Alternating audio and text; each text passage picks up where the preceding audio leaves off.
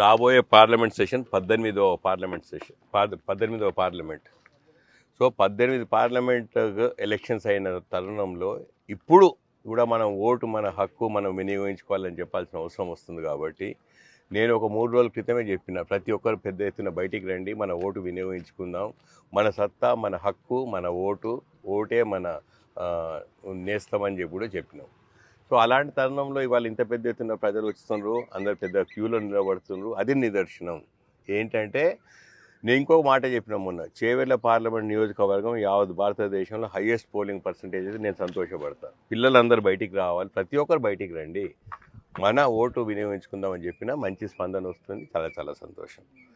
ఇక రాబోయే రోజుల్లో ప్రజల తీర్పును అందరూ గౌరవిస్తారు. ప్రజలు పిల్లలు అందరూ ఇంత పెద్ద ఎత్తున వస్తున్నారు.